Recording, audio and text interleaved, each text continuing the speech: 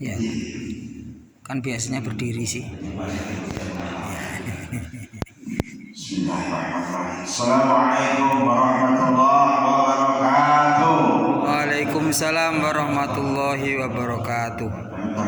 Sama ya, suaranya luar biasa ini. Orang Lampung sama begini nanti pakai kalian. Kalau suku begini ya mesti disentak. Karena apa ngantuk gitu ya. Kalau suaranya Lampung kayak pas saya tadi apa ngantuk selamanya tadi ya. Bismillahirrahmanirrahim. Alhamdulillahirabbil alamin. Wassalatu wassalamu ala asrofil mursalin sayyidina wa habibina wa maulana Muhammadin wa ala alihi wa sahbihi ajma'in. Asyhadu an la ilaha illallah wahdahu la syarika lah wa asyhadu anna Muhammadan abduhu wa rasuluhu la nabiyya ba'dah.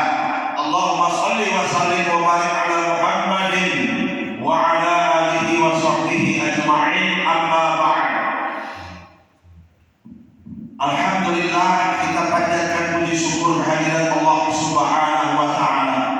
Berkat limpahan rahmat karunia dan izin dari Allah, kita masih diperkenankan oleh Allah, masih diberi kesempatan oleh Allah, masih diizinkan oleh Allah, masih dibangunkan juga oleh Allah.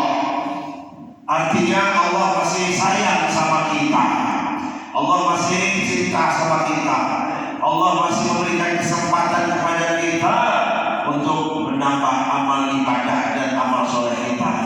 Setelah kita tadi malam dimatikannya kita untuk sementara, begitu menjelang subuh, alhamdulillah saya juga bangun tadi jam 3:22 menit. Kita dibangunkan oleh Allah untuk bersama-sama untuk bertakarub, mendekatkan diri kita kehadiran Allah Subhanahu wa taala melalui jalan ibadah salat yang telah diajarkan, yang telah disampaikan oleh utusannya. Shalawat serta salam kita sampaikan kepada Rasulullah, Nabiullah, Habibullah, tauladan kita, ikutan kita, panutan kita, contoh kita yang telah menyelamatkan kita dari alam jahiliyah menuju alam yang Islamiyah, dari jalan yang sesat menuju jalan yang diridhai dan diberkahi oleh Allah Subhanahu wa taala. Beliaulah nabi yang terakhir yang tidak ada lagi nabi sesudah kenabiannya. La nabi ba'da, tidak ada lagi nabi sesudahnya. Itu nabi kita, Nabi besar Muhammad sallallahu alaihi wasallam beserta keluarganya, para sahabatnya, dan juga kita selaku umatnya insyaallah hingga akhir zaman. Dialah yang telah mereformasi, yang telah merubah tatanan kehidupan di Jazirah Arab tidak lebih dari 23 tahun kurang lebih. Jazirah Arab dan sekitarnya berubah total berkat beliau diutus oleh Allah Subhanahu wa taala. Jika sekiranya Allah tidak mengutus beliau, apa jadinya kita sampai saat ini masih dalam kesesatan, masih dalam kemaksiatan, dan tetap dalam keadaan kita melakukan kesalahan dan dosa kepada Allah Subhanahu wa taala. Jemaah subuh yang dimuliakan oleh Allah Subhanahu wa taala. Ini safari subuh berkeliling di subuh hari dari masjid ke masjid yang dilakukan oleh Forum Komunikasi Takmir Masjid, kalau disingkat FKTM, Kecamatan Kemiling. Wadahnya, organisasinya para takmir masjid se-Kecamatan Kemiling. Jemaah subuh yang dimuliakan oleh Allah Subhanahu wa taala. Ini momentum apalagi mendekat dengan peringatan Isra dan Mi'raj, suatu peristiwa yang sangat menghebohkan, suatu peristiwa yang sangat menakjubkan, suatu peristiwa yang sangat mengagumkan dan lain sebagainya.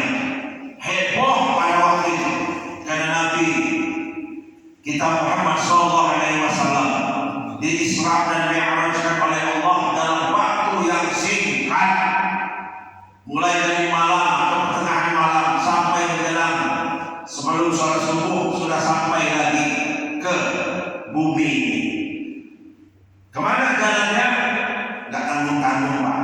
Di kala itu Nabi sedang bersedih, Nabi sedang berduka. Kenapa bersedih? Kenapa berduka? Kenapa Nabi lagi gundah gulana? Karena Nabi ditinggalkan oleh dua orang yang paling dia cintai, yaitu paman beliau Abu Thalib dan istri beliau yang paling beliau cintai, Siti Khadijah. Dua orang ini benar-benar luar biasa membantu, membackingi dakwah Nabi Muhammad SAW.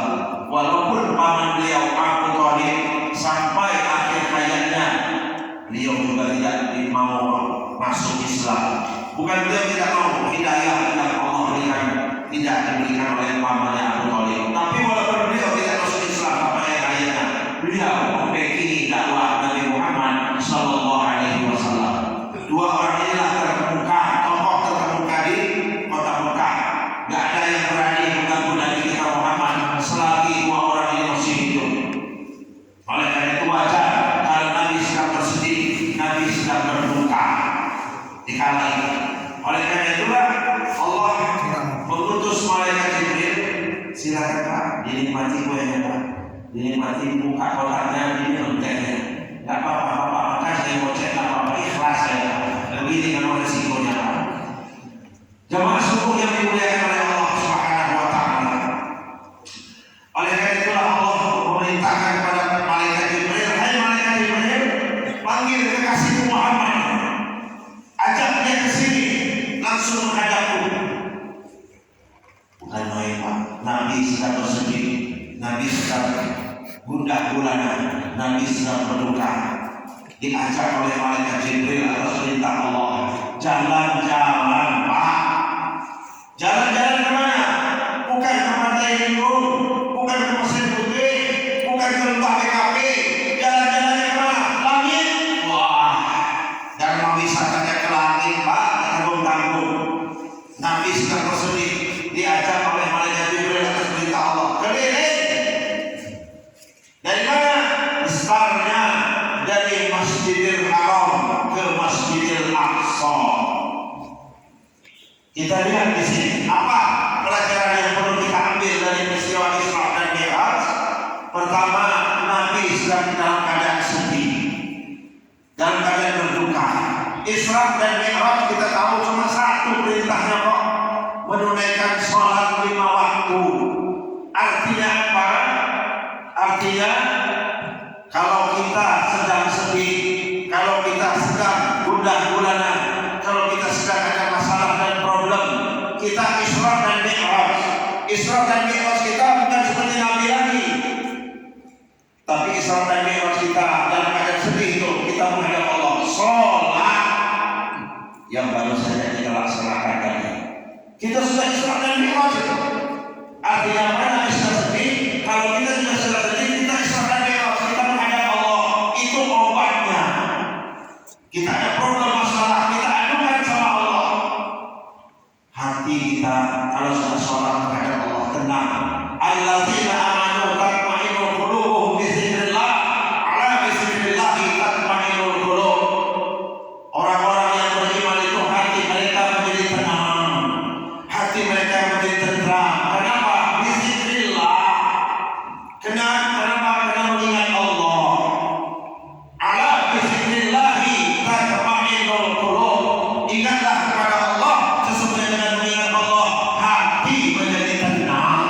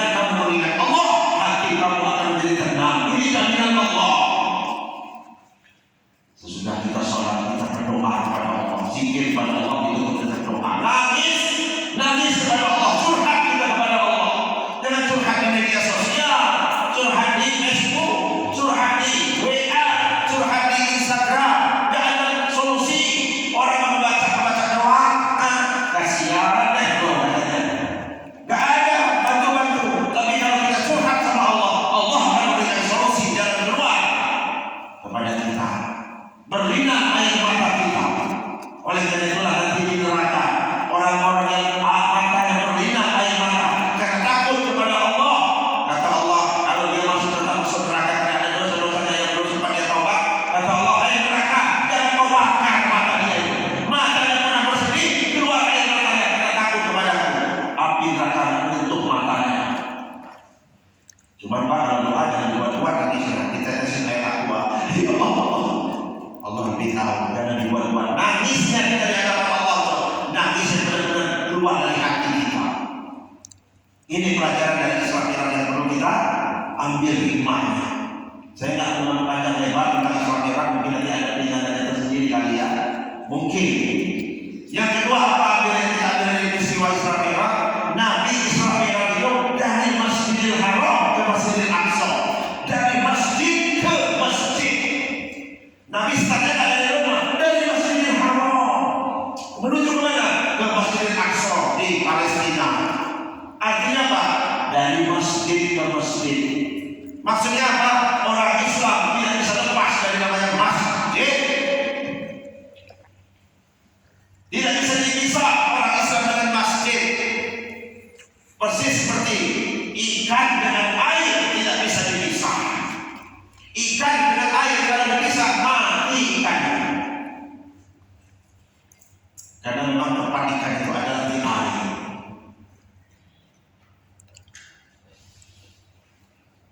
Artinya kalau orang Islam dipisah dari masjid bisa mati orang Islamnya. Bukan mati dalam arti yang sebenarnya, hatinya sudah mati. Gak ada ketertarikan, gak ada kepedulian sama masjid sebagai rumah Allah.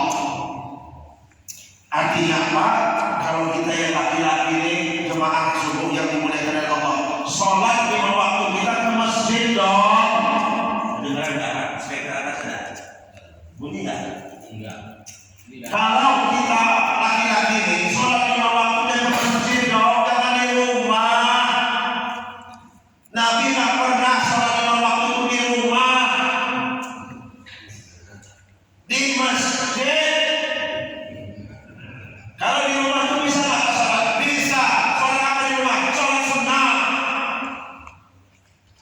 Baru di rumah kalau sholat sunnah. Apa itu? Doa di rumah. Qiyamul lail, tahajud malam di rumah. Istikharah di rumah. Dan kata Nabi, sebaik-baiknya sholat adalah di rumah. Belum titik. Sebaik-baiknya sholat adalah di rumah, kecuali sholat 5 waktu. Baru di masjid maksudnya.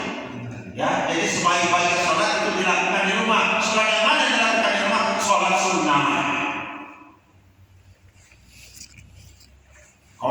Kecuali sholat wajib 5 waktu, baru di masjid. Nabi sepanjang hidupnya dia pakai hadis-hadis nggak ada sholat 5 waktu di rumah. Pernah Nabi ya ditunggu oleh sahabatnya sesudah Bilal melantunkan azan, habis azan sahabat-sahabat di Masjid Nabawi ya, Masjid Nabawi di Madinah, sholat qobliyah. Selesai sholat qobliyah itu butuh udah datang, tumben. Kata Abu Bakar, jemput Nabi, jemput Rasulullah, ada apa ya? Biasanya pada datang keluar. Ini kita menunggu dia, waktu jalan terus. Azan sudah, qobliyah sudah, dan nunggu habis waktunya. Disusul ada 2 orang sahabat. Begitu sampai ke Nabi, diketok. Assalamualaikum, waalaikumsalam. Ya Rasulullah, kami sudah nunggu.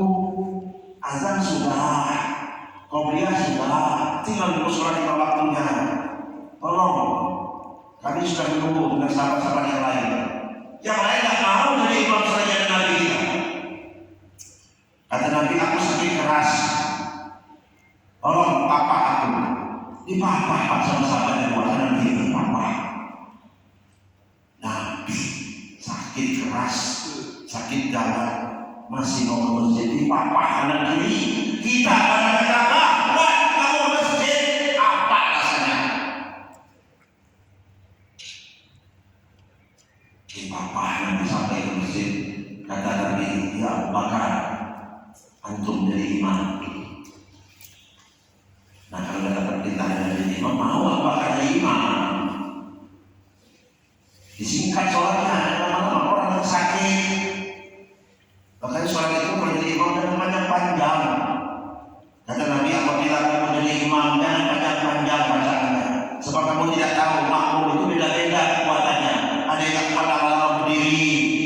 ada yang mau buru-buru pergi lagi hutang, ya Pak, ada yang mau bisnis. Kalau kamu lama-lama panjang-panjang, makmum ngedumel.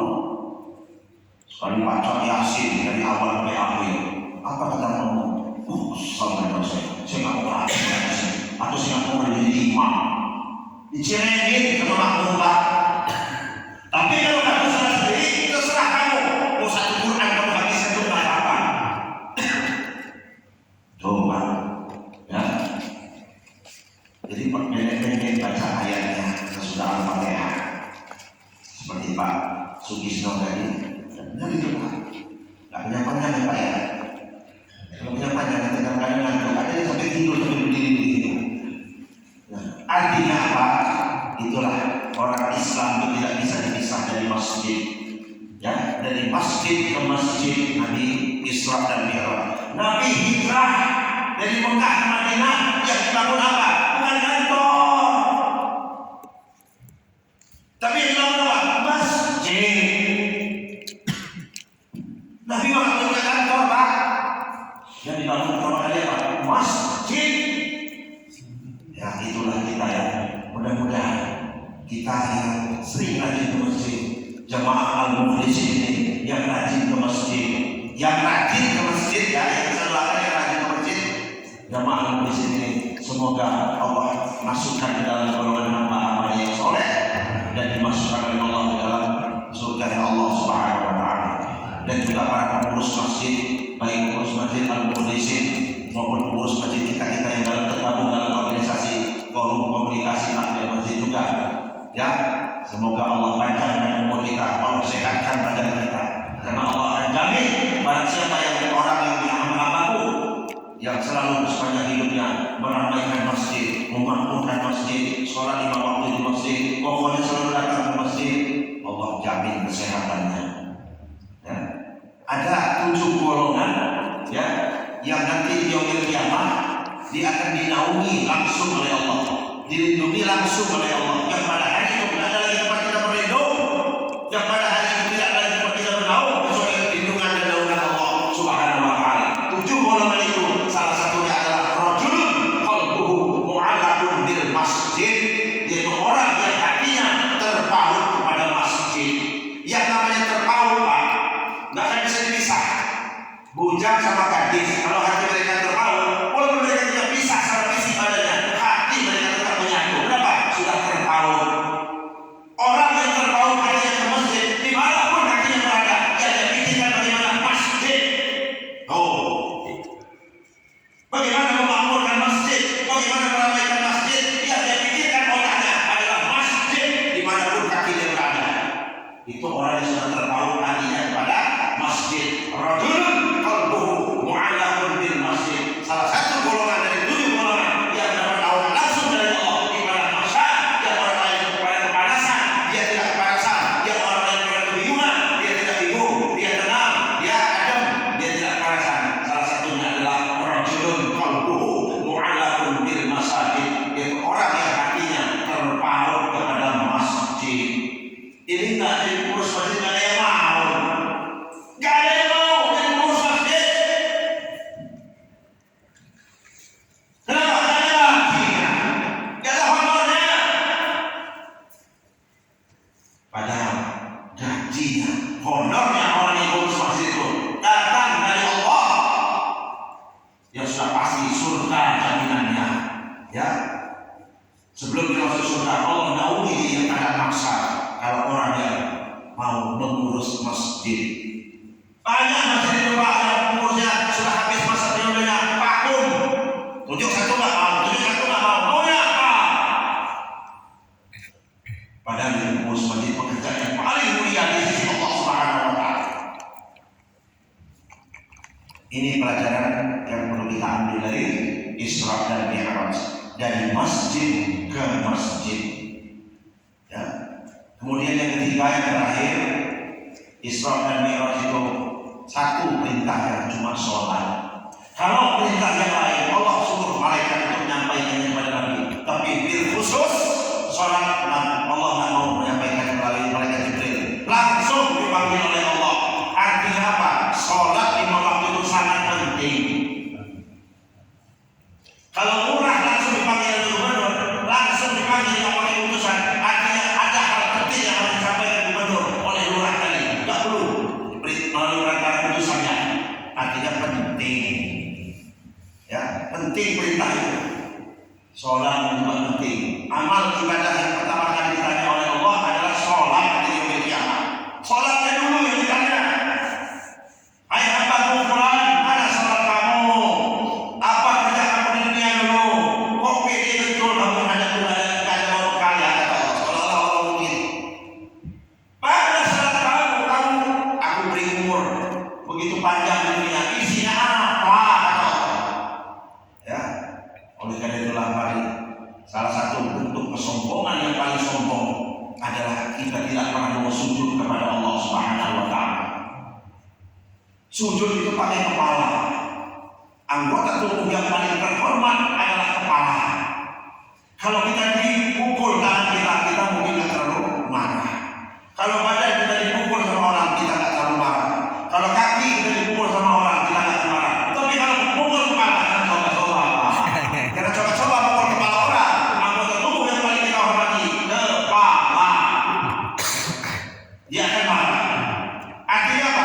Bisa kita sujud, anggota tubuh kita kepala yang paling kita hormati sujud di hadapan Allah. Berarti kita tidak ada apa-apa di hadapan Allah. Rendah betul kita di hadapan Allah. Yang bisa megang kepala kita cuma dua. Satu istri kita, kedua tukang syukur. Tukang syukur yang bisa memegang bolak-balik kepala kita ke kanan ke kiri, terserah dia. Dan kita tak kenal ada tukang syukur yang megang.